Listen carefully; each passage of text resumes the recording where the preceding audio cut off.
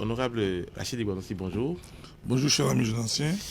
Vous savez que l'actualité est liée au Niger et au Bénin. Mais avant, il nous plaît quand même de parler de ce lundi 13 mai 2024 à l'Université de Paracourt.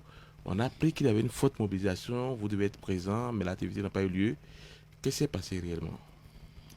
Vous savez, cher ami journaliste, la charité bien ordonnée commence par soi-même. D'après les dernières informations, il m'est revenu que certaines dispositions administratives n'étaient pas respectées. Et vous comprenez avec moi, en tant que légaliste et produit de faculté de droit, je ne peux pas cautionner ces erreurs administratives. Et c'est pour cette raison que j'ai recommandé aux étudiants de respecter ces dispositions administratives parce que l'université, c'est le haut lieu du savoir. Et nous devons donner quand même des exemples. Donc vraiment, je présente encore une fois toutes nos excuses parce que j'avais appris qu'il y avait une marée humaine et les étudiants avaient soif de savoir ce qui se passe. Ces étudiants voulaient avoir des nouvelles sur ce qu'on appelle la charité de la vie, l'actualité nationale, sur le Niger. Vraiment, ils avaient soif d'être informés. Mais ce n'est qu'une partie remise. Et je pense que nous allons respecter ces obligations administratives. Et je présente encore toutes nos excuses aux recteurs, aux enseignants, qui doivent comprendre que c'est nos enfants, c'est nos frères. Bon, ils n'ont pas compris, mais nous allons quand même. Nous avons déjà réintroduit. Je pense que dans la joie à venir, nous allons animer véritablement la vie politique dans le sens de l'intérêt général, dans le sens de l'intérêt de nos populations. Nous allons déconstruire le mensonge, nous allons rétablir la vérité, nous allons mettre de l'ordre pour que vraiment on puisse mettre fin aux intoxications, aux mensonges du siècle. Voilà. Je rappelle que nous sommes en direct sur Radio Azek FM et nous sommes en direct sur la page Facebook de la radio. Donc nous sommes en direct partout dans le monde. Et l'actualité dans le monde, et sur le Bénin, c'est l'actualité avec le Niger. Honorable, que pensez-vous de la réaction des autorités nigériennes par la voix du Premier ministre Ali Lamine Zen en réponse aux justifications du président béninois Patrice Talon sur la suspension de l'acheminement du brut nigérien par les eaux maritimes béninoises? Bon, cher ami journaliste, en toute humilité, c'est une réaction pathétique, inélégante, suspecte, qui traduit un manque de respect à la fois pour le peuple béninois souverain, mais aussi pour le Pacifique du Niger que ces militaires au pouvoir prétendent diriger. Si aujourd'hui les autorités nigériennes en sont arrivées à dialoguer avec les autorités béninoises démocratiquement établies, par le biais des médias, c'est parce que, comment dirais-je, du côté nigérien, la porte est fermée à toute négociation, toute concertation, toute discussion, tout échange formel. C'est pour cela que, comment dirais-je, dans une précédente intervention, j'ai dénoncé la malhonnêteté et l'hypocrisie d'un ancien officiel béninois qui condamne son pays et appelle à la, comment dirais-je, à la concertation. Et j'ai voulu lui poser la question, la concertation dans quel sens? Ceux avec qui il faut se concerter préfèrent une concertation par presse. Évite tout contact physique. Tout simplement parce qu'ils sont dans une logique. C'est le déploiement d'une stratégie de légitimation et de leur pouvoir, comment dirais-je, en utilisant maladroitement leur position géographique avec le Bénin et en suivant les récriminations du peuple nigérian contre la France. Alors, ils sont convaincus qu'en disant des mensonges d'État sur une hypothétique existence de base militaire française chez le voisin béninois, ils réussiront à emporter l'adhésion populaire du peuple nigérian par l'implication et du sentiment anti-français et du sentiment anti-béninois en dommage collatéral. Alors, chers amis journalistes, ils ont des problèmes avec la France. Mais ce n'est pas la France qui dirige le Bénin. Autant le Bénin n'est pas un département français. Le Bénin est un pays souverain. Autant il n'est pas un département du Niger. Nous sommes un État souverain et un peuple digne, pacifique et respectueux du voisin. Nous sommes libres de coopérer avec qui nous voulons en fonction de nos intérêts. C'est l'intérêt qui guide le monde. Les Français l'ont dit, la France n'a pas d'amis, mais la France n'a que des intérêts. Les ennemis désignés à l'international par les putschistes militaires au pouvoir au Niger ne sont pas forcément les ennemis du blanc peuple nigérien. Et encore moins les ennemis du Bénin. Ils sont dans une déperdition stratégique. Le Bénin n'a aucun, monsieur Dancien, le Bénin n'a aucun problème avec le Niger. Il n'a aucune intention, je dis, il n'a aucune intention, ni aucun plan d'attaque contre le territoire du Niger. Le peuple ne veut que la paix, rien que la paix avec le Niger. Et la sécurité du Niger, c'est la sécurité du Bénin, vice-versa. Si l'un des deux pays menace la sécurité de l'autre, c'est sa propre sécurité qui est menacée. Le chef de l'État, le président Patrice Talon, est un homme d'État responsable, respecté et respectable. Et avec un sens aigu de l'esprit communautaire. J'ai bien dit esprit communautaire et non esprit communautariste. C'est clair?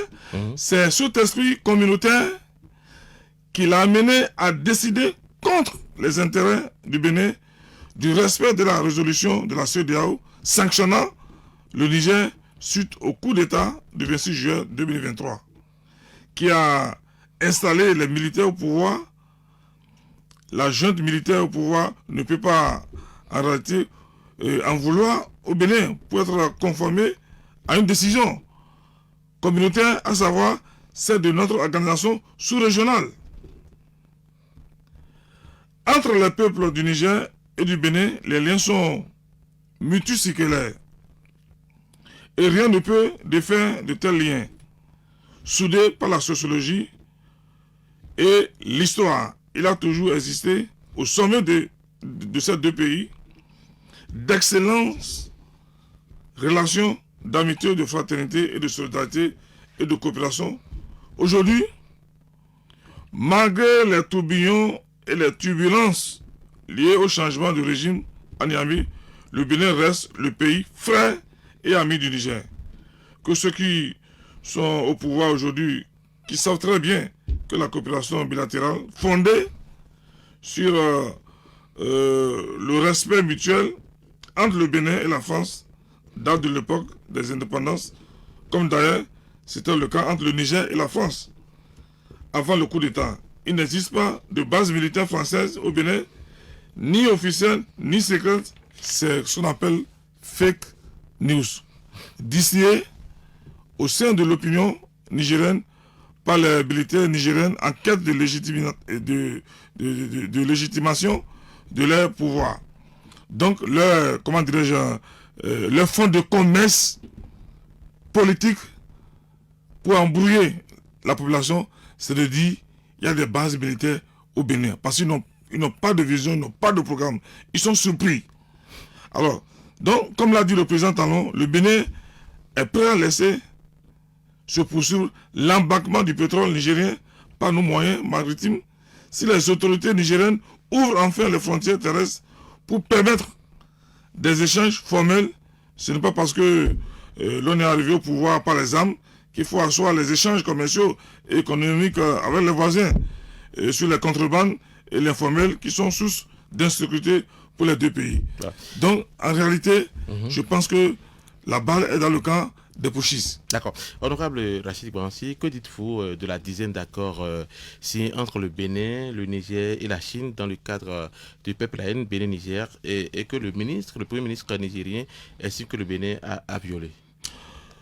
Bon, vous savez, le Premier ministre nigérien, Ali Lamine Zen, est un homme de bonne foi, manipulé par les militaires.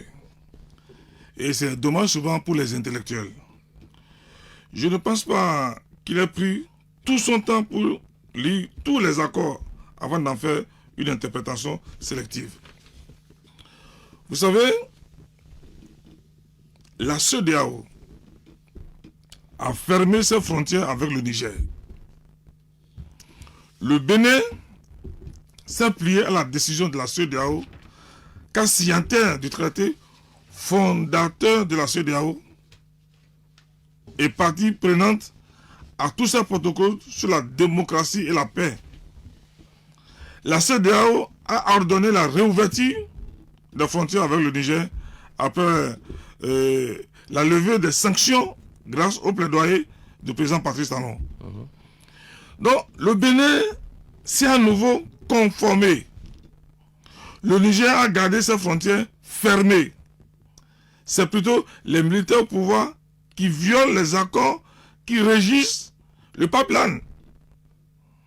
La décision prise par le Bénin est tout simplement logique et n'est pas, une décision définitive. Elle sera rapportée dès que les militaires au pouvoir au Niger vont décider d'ouvrir enfin les frontières. D'accord, on va revenir un peu au plan local. Le parti Les Démocrates, parti de l'opposition que vous aimez très bien, vous vous attaquez souvent. Le parti Les Démocrates a réagi face à l'actualité entre le Bénin et le Niger. Ce parti dénonce ce que ce parti appelle une approche conflictuelle du président Patrice Talon dans ce dossier et préconise une consultation responsable entre les dirigeants des deux pays. Comment accueillez-vous cette réaction du parti Les Démocrates? Vous savez, avant de répondre au parti Les Démocrates, j'aimerais dire aux autorités nigériennes que gouverner, c'est prévoir. C'est vrai, ils sont venus au pouvoir accidentellement, ils ont pris le pouvoir par les armes, mais qu'ils cessent de vilipender le Bénin, qu'ils respectent le Bénin. Le Bénin est un État souverain. Vous voyez que ces gars-là n'ont pas de programme, ils sont en train de manipuler les peuples. Dites-moi, de l'ancien, là je parle en tant qu'expert en stratégie de défense et de sécurité. Est-ce que vous pensez que si les Occidentaux veulent attaquer le Niger, ils ont besoin de passer par le Bénin? Ils ont besoin d'avoir des bases militaires aujourd'hui. Avec la technologie, on peut rester aux États-Unis et bombarder toute l'Afrique. Est-ce que vous savez qu'aujourd'hui, il y a des équipements de pointe? Vous avez suivi tout dernièrement les centaines de radars qui ont quitté l'Iran pour l'Israël. Heureusement que les Israéliens, il y avait des anti-radars en complicité avec les Américains. Donc, c'est pour dire aujourd'hui que les allégations là, leurs propos, ça ne tient pas. Ce sont des alibis, vous voulez dire? C'est des alibis. Qu'est-ce que le Bénin, le Bénin a fait et que le Niger n'a pas fait? Qu'est-ce que le Bénin a fait et que le Niger n'a pas fait? Le Bénin est signataire de ces accords. Ce n'est pas le Bénin qui a pris la décision de fermer la frontière. C'est l'institution CEDEAO qui a pris la décision, dont le Bénin fait partie. Ne pas le faire, le Bénin aurait violé ces accords. Et là, je vous parle en tant qu'ancien président des relations extérieures. Donc, ce que je vous dis, c'est documenté. Ce n'est pas Patrice Talon qui a décidé de fermer la frontière. C'est une décision sous-régionale dont le Bénin fait partie, dont le Bénin signe les accords. Alors, le Nigeria est là. On n'en veut pas au Nigeria. Non. Le Bénin est digne. En cas, les Béninois sont solidaires de la décision prise par le chef de l'État. Mais le Parti des démocrates condamne la décision. Vous savez, j'ai écouté nos amis les démocrates. J'accueille cette réaction antipatriotique avec beaucoup de peine et de dégoût. Mais en réalité, je n'en suis point surpris. Ce parti dit, les démocrates, n'a jamais su faire la part des choses entre la défense des intérêts du peuple et leur agenda politique pour 2026. Quand on parle des intérêts du peuple béninois, il ne s'agit pas uniquement des intérêts économiques. Il s'agit surtout et primordialement de la dignité du peuple béninois. Ce parti ne sait pas ce que vaut la dignité d'un peuple souverain. C'est regrettable qu'un parti dirigé par un ancien chef d'État en arrive à ce niveau de bassesse, de déficit, de discernement et de perte de lucidité et de logique. Si les responsables de ce parti pensent régler des comptes politiques à Patrice Talon en ayant une réaction aussi vulgaire et insensée, c'est qu'ils se trompent du combat. Monsieur Donatien, vous avez tout suivi le président de la République rappeler à l'opinion publique le nombre de fois qu'il a envoyé des émissaires au Niger. Et les militaires au pouvoir se montrent indisponibles pour toutes sortes de consultations, alors que le Bénin n'a commis aucun péché. Le péché d'Israël, c'est de respecter les décisions de la CEDEAO. Si le parti Les démocrates parle de consultations responsables, c'est tout simplement une façon de se cacher derrière les vassaux et vides de sens et refus de voir la réalité en face. La réalité, c'est que les autorités actuelles du Niger veulent du Bénin sans vouloir dialoguer avec le Bénin. Elles veulent des choses et son contraire. Elles veulent profiter du Bénin tout en nous manquant de respect. Seule une mesure contraignante, comme la décision qui touche directement leurs intérêts économiques autour du pétrole et du pipeline, peut les amener à savoir nous respecter, peut les amener à la raison. Nous les respectons, il faut que ceux-ci, il faut qu'ils nous respectent également. Donc, les démocrates montrent que s'ils arrivaient un jour au pouvoir, ils vont sacrifier l'intérêt du pays. Ils ne seront pas capables de faire respecter notre pays, la souveraineté de notre pays, l'autorité de notre pays, l'autorité de l'État. Ça les disqualifie de l'exercice du pouvoir d'État et le peuple électeur en prend grandement acte. Ils seront surpris par le retour de l'ascension du peuple dont ils se rendent complices du piétinement de son honneur et de sa dignité. Donc, en réalité, je demande à nos amis démocrates, quand il s'agit des questions d'intérêt, des questions d'unité nationale, on met de côté la politique politicienne à part. On se met ensemble pour l'intérêt du pays. Et c'est très important. On peut ne pas aimer le président Patrice Talon, mais là, il s'agit du Bénin. Il s'agit du Bénin. Il s'agit de notre dignité. Il s'agit de notre honneur. Pour rien au monde, les démocrates ne peuvent pas s'acoquiner avec un pays étranger et condamner le Bénin. Parce que demain, ils sont appelés à diriger aussi le Bénin. Le président Patrice Talon n'est pas là éternellement. Il va quitter un jour. Demain, ça peut être le tour. On a écouté le Donc président. il ne faut pas désacraliser la fonction présidentielle. On a écouté l'ancien patron de la diplomatie béninoise, Roland Agbenossi, qui a dit que dans ce bras de fer, il n'y aura pas de gagnant, comme pour dire que les deux pays sont appelés à s'entendre. Quelle est votre position? Vous savez, le président Kérékou a l'habitude de parler des intellectuels tarés. Le président Kérékou a l'habitude de parler des cadres prétentieux.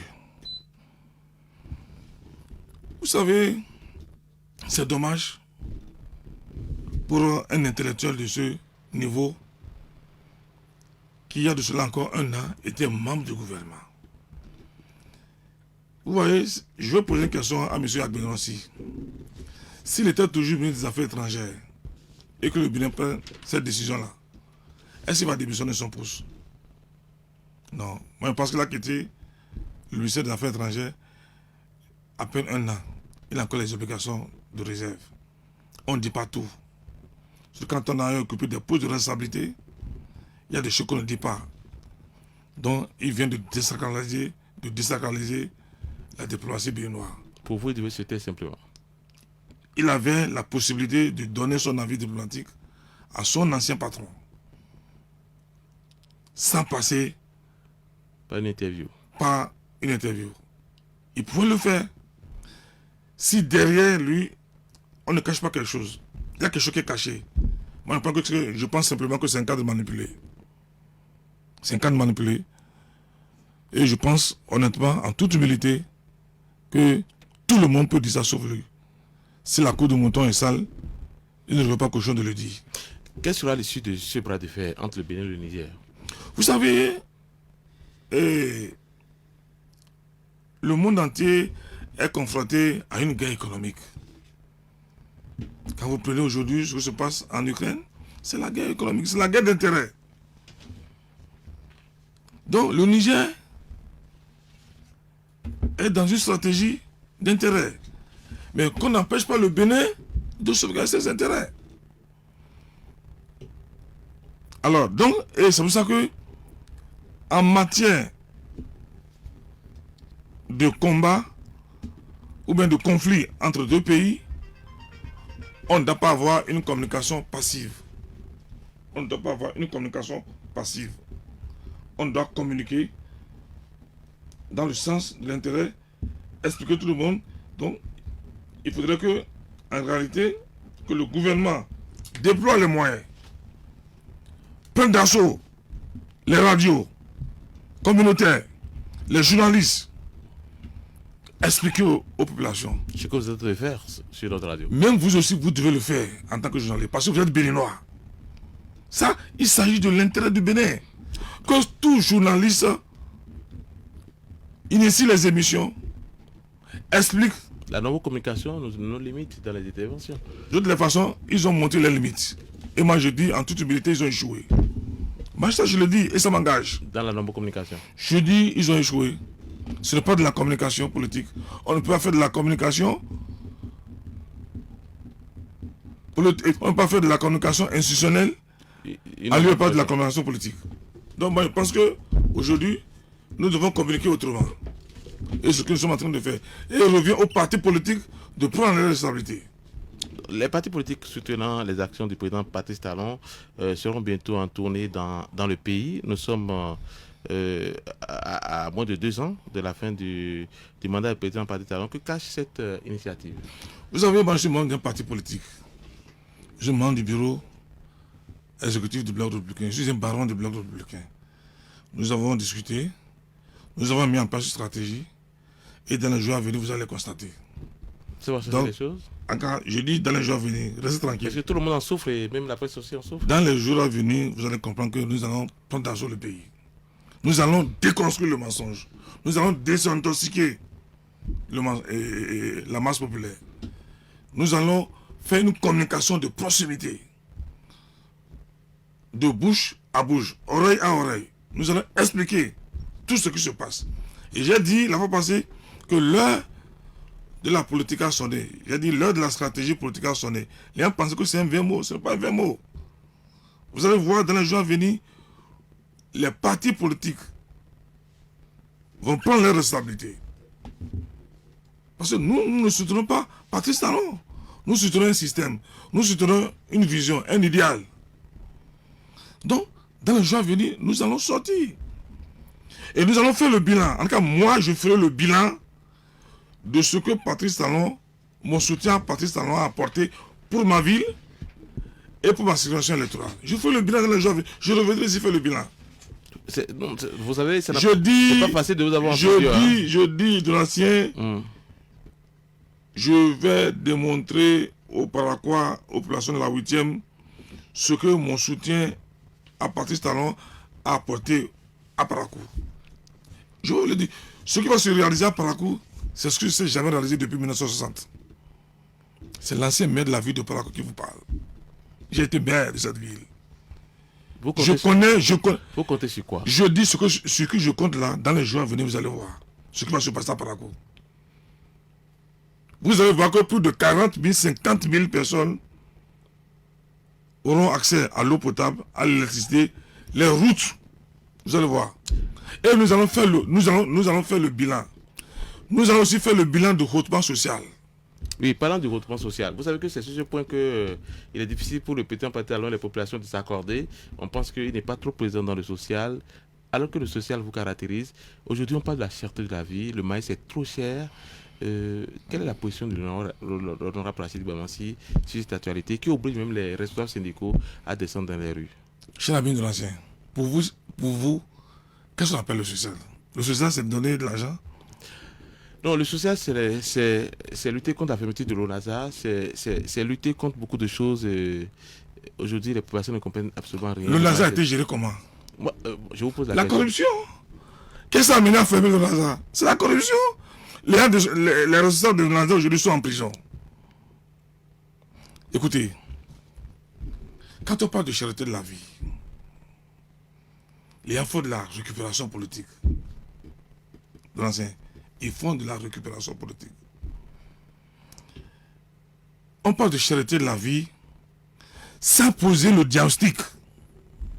Un médecin qui traite sans poser le diagnostic va passer à côté. Et les gens pensent que vous étiez dans le secret de la création de l'ONASA.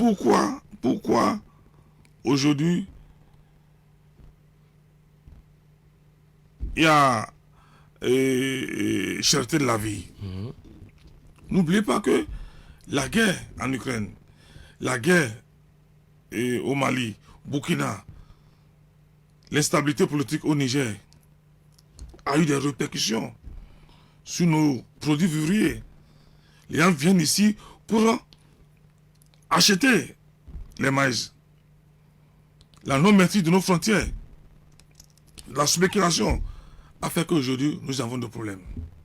Et n'oubliez pas, lors de la conférence des forces vives de la nation, nous avons opté pour le libéralisme économique. Alors, le président Patrice Talon, panafricaniste, je dis, il n'est pas panafricaniste de vente. Plus panafricaniste que Talon n'existe pas. La belle preuve aujourd'hui, au Bénin, tout le monde, tous les Africains peuvent venir au Bénin sans prendre de visa. Dites-moi, qui dit mieux? Ça n'existe pas dans le monde. Ça n'existe pas dans le monde. C'est une première, nous sommes d'accord. C'est une première, je viens. L'autre chose de l'ancien, quand tu prends au nom de la solidarité africaine, au nom de l'intégration africaine, le président Patrice Talon parfois est obligé de fermer les yeux pour ne pas laisser mourir nos frères du Niger. Nos frères du Niger et de la sous-région.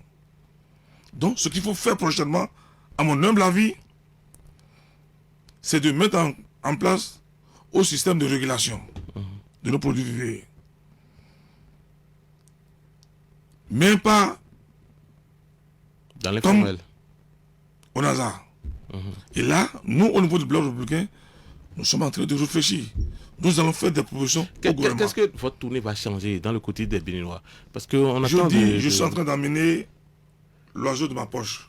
et vous voulez savoir si c'est noir ou blanc. Mais attendez que je sorte ça d'abord. Le premier pressé, nous allons descendre sur le terrain.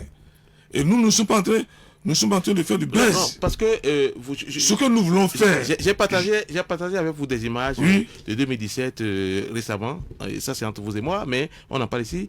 Le chef était ici en 2017 où il a dit serrer les ceintures. Il faut serrer les ceintures. 8 ans après, on parle de la ceinture de la vie. Quel est l'espoir du peuple béninois? Est-ce que vous êtes sûr qu'avant la fin de ce mandat, on va le président souffler le ouf de soulagement? Au moins, le président Patrice Talon prenait le pouvoir en 2016. Le président Talon n'est pas un divin. Il ne sait pas qu'il y aura la guerre en Ukraine.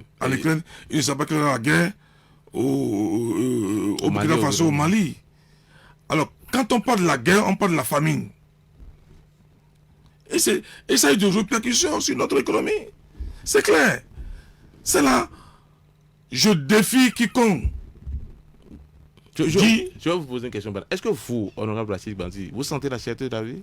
Mais écoutez, la belle preuve. J'ai la possibilité de payer de groupe électrogène dans ma maison. Mais j'ai dit non.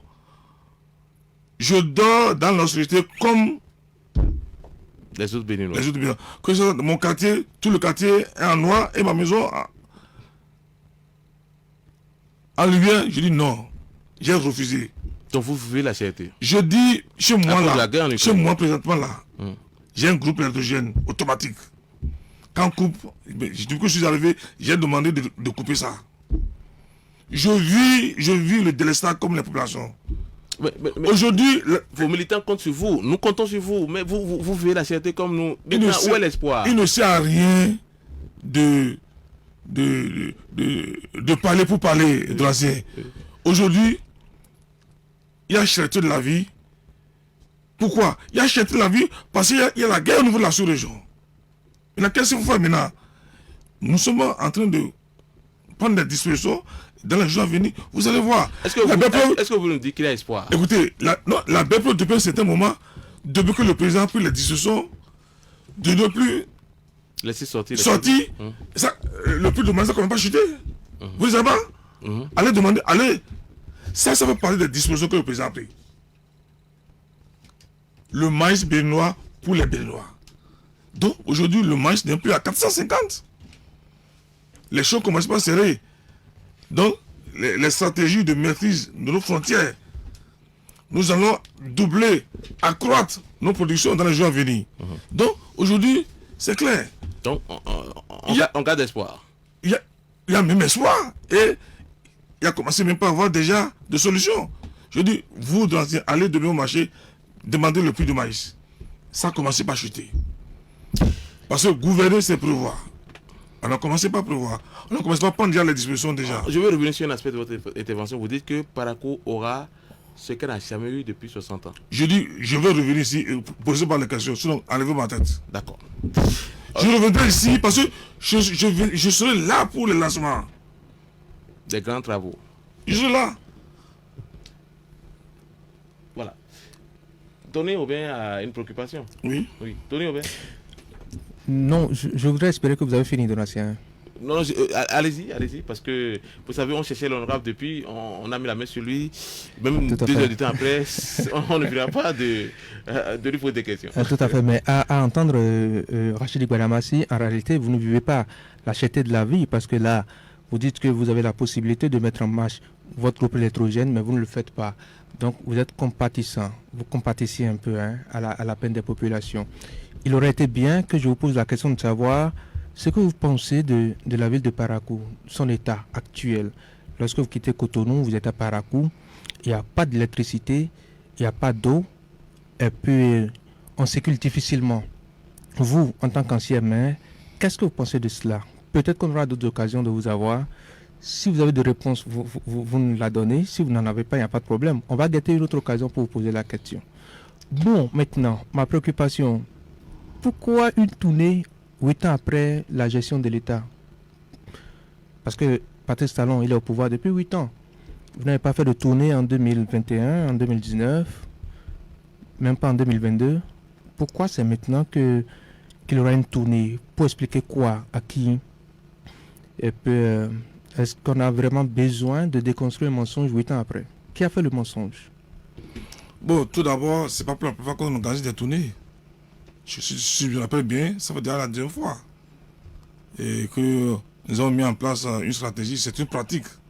Oui, la première fois. Donc c'est pas pour la première fois. Oui, tout à fait. La première fois, la première fois, on peut se rappeler que là, il y a eu beaucoup de polémiques autour parce que les députés sont descendus à la base et puis le compte rendu qui a été fait n'a pas été fidèle à ce qui s'est passé sur le terrain. On connaît ça.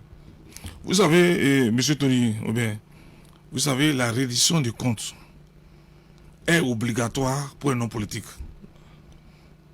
La reddition de compte peut se faire avant, pendant ou après. Ça dépend de la stratégie de chaque gouvernant.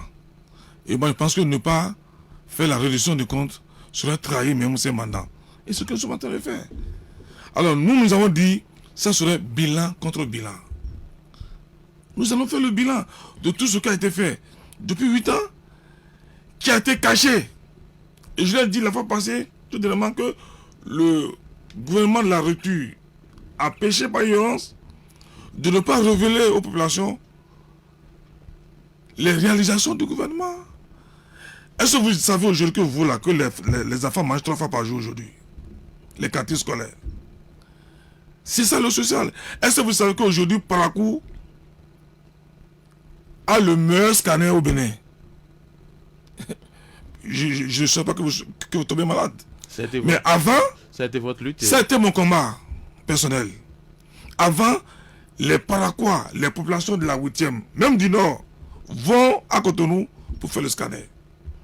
Il a fallu un homme de vision appelé Patrice Talon qui nous a donné cet appareil. Ce scanner. Ça là, il faut le dire, ça n'existait pas depuis 1960. Mais les châteaux d'eau là, à travers les 3 aménagements, ça n'existait pas. Ça, c'est le président Patrice Talon. L'extension du réseau électrique, l'extension de l'eau, ça a commencé là, hein, déjà par Parakou. Donc ça, c'est le président Patrice Talon. Donc, microfinance autrement là. Aujourd'hui, c'est des milliards qui ont détourné pour les microfinances. Aujourd'hui, ça a été réorganisé. Donc, tant qu'il reste à faire, c'est comme si rien n'est fait. Mais, tant qu'il reste à faire, c'est que quelque chose a été fait. Maintenant, par rapport à la gestion de la vie de Parakou, je reviendrai spécialement à travers une émission. Et nous allons contribuer, nous allons faire le débat. Nous allons dire ce qui a été fait et ce qui reste à faire. En tout cas, moi je l'ai dit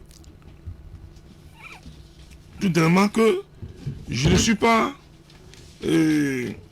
comment dirais-je, je ne suis pas un politicien, moi. Je ne suis pas un politicien, mais je suis un homme politique. Il y a une différence. Il y a une grande différence. Le politicien est en quête, comment dirais-je, de popularité. De sa réélection. Le politicien est en quête de sa réélection permanente. Mais comment renouveler son mandat? Mais par contre, l'homme politique pense à la prochaine génération. Je suis de cette catégorie. Donc, je ne suis pas un politicien. Si j'étais un politicien, je ne reviendrai plus à Parakou après mon échec aux élections législatives. Et justement, parlant de... Et c'est pour ça, oui, au contraire, j'ai multiplié mes actions politiques, ma générosité, sur le plan social, sur le plan développement, comme si j'étais encore au Parlement. Donc, je ne suis pas un politicien. Si j'étais un politicien, je dis, bon, vous n'avez pas voté pour moi, je ne vous connais plus. Bon, c'est ça les politiciens. Je suis un homme politique. Comment parce que je pense oui, à la génération future. Comment avez-vous ressenti votre échec, honorable Rachidi Guadamassi? Il demande comment avez-vous accepté votre échec. Je suis un croyant. Je ne suis pas un mécréant. Attends. Élu successivement pendant 20 ans. Alors, quelle grâce. Donc, pour moi, Dieu a un plan pour moi. Dieu a peut-être dit, en ce moment, je vais tester votre foi. Est-ce parce que je vous donnais quelque chose que vous me magnifiez, que vous m'adorez? Maintenant, je vais vous éprouver pour voir. Vous n'êtes plus ce que vous étiez. J'ai envie de vous Alors, éprouver. moi, aujourd'hui, comme dernière question. pour moi, que je sois député ou pas, chez moi, il n'y a pas de changement. D'accord. J'ai envie de vous éprouver comme dernière préoccupation. Et vous nous dites la vérité. Qu'est-ce qui vous oppose à l'ancien président Boni Yayi que vous avez supporté fermement? Parce que vous ne ratez aucune occasion de lui marquer, de le marquer à la culotte et les populations reviennent là-dessus. Qu'est-ce qui vous oppose réellement? Le président Yabouni est un grand frère. Si je le vois aujourd'hui, en ville,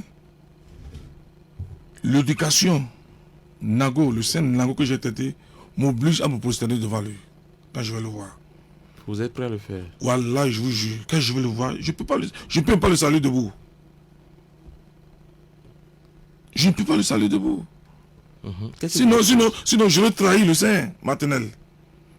Donc c'est un grand frère. Et qu'est-ce qui vous oppose? Je ne pousse pas sa vision, son idéal. Pour moi, le président Yayi Boni est contre la classe politique. Le président Yayi Boni est contre la promotion de la jeunesse. Est-ce que c'est parce que vous avez amené ces talents et vous non, de la chambre? Il faut même pas en arriver là. On laisse cette affaire. Il faut même pas en arriver là. On vous a écouté. Non, Okay. Mon problème, ce que vous oppose maintenant, c'est l'association de Yayi Boni. Okay. Je n'ai pas pardonné ça. Okay. Je n'ai pas pardonné que la main Zizou. C'est tout mon problème. C'est tout. C'est tout. Je n'ai pas pardonné. Qu'est-ce qu'il doit faire pour se faire pardonner maintenant? Non, ça dit pour nous, c'est parce que la ministre Zizou que le talent est venu au pouvoir. C'est parce que la ministre Zizou que j'avais un candidat. Hein. Pour moi, il devait choisir le local. Kouché, Kassa, Abiola, entre nous là, local. Et non un candidat importé. C'est tout ce qui me sépare. Mais qu'est-ce qui peut vous réconcilier? Hein? Qu'est-ce qui peut vous réconcilier? Mon problème, il a été président de la République. Dieu l'a tout donné. Le bien l'a tout donné. Mais il n'a qu'à laisser... Qui se retire? Il n'a qu'à laisser le président Talon finir son mandat. C'est tout. C'est tout. Il ne faut pas le perturber. C'est ce que vous oppose. C'est Dieu qui l'a mis. C'est Dieu qui a mis Talon comme Dieu l'avait mis. Toute autorité vient de Dieu. À part de moment, Dieu a fait quelqu'un président, il faut le laisser tranquille. J'ai dit que c'est la dernière question, mais c'est tout. Je ne suis pas contre le président. Votre réponse m'amène à vous poser une question. Ça circule abondamment. Vous avez dit qu'après Talon, vous avez souhaité être le prochain président de la République. Est-ce que vous êtes toujours dans ce rêve? Je n'ai pas changé. D'accord. Ah, je n'ai pas changé. Okay. Ça, je vous dis la vérité. Ah non, c'est moi que je ne veux pas être candidat au détriment des réformes du système partisan. Parce que je suis un député réformateur. La 7e législature et la 8e législature est une législature des réformes. Et je suis acteur, je suis partisan de ces réformes-là. Donc je ne peux pas violer ça. J'ai l'intention d'être candidat. Donc, je ne blague pas. Est-ce qu'on ne commence pas à rêver qu'en studio, je veux être président de la République? Je veux être candidat. Donc c'est donc pour cela que vous... Je veux être candidat. Mais je ne veux pas être candidat. La tournée que vous annoncez là, puisque Patrice Talon, il est en fin de mandat, ça, il faudra le reconnaître. La tournée, c'est à votre profit ou bien c'est toujours au profit de Patrice Talon? La tournée, est-ce que c'est à votre profit ou bien au profit de Patrice Talon? Non, je vous dis, monsieur Tony, ne sois pas sourd. J'ai été clair. Je dis, je fais partie d'un système. Je fais partie d'un parti politique. Je suis BR. Je suis membre du bureau exécutif. L'instance même... Ne soyez pas sourd, c'est une expression forte, hein, parce non. que... Non, écoute. Cela a été répété, cela a été demandé à un journaliste, à un confrère, il y a cela quelques années. Ne soyez pas sourd à ce que je vous dis. Je dis, je veux être candidat. Mais je ne veux pas être candidat en dehors de mon parti. Je suis en train de cotiser les décideurs de mon parti pour dire attention. Parce que j'ai ce qu'on appelle le carnet d'adresse. J'ai déjà dirigé une ville. Mais le président Sonko, le premier ministre Sonko, il a été maire d'une ville. Aujourd'hui, il est président de la République. Du moins, s'il est.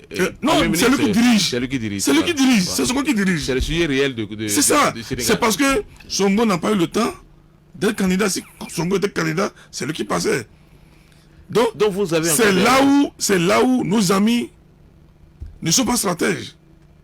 Les démocrates. Ils ne sont pas stratèges. Alors, à force de forcer une candidature, il devait avoir un plan B. Sonko avait un plan B. Il a vu que sa candidature ne passait pas intelligemment.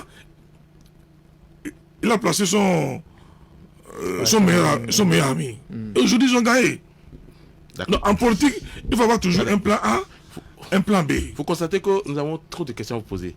On ne va pas vous forcer parce que c'est rare de vous avoir en studio.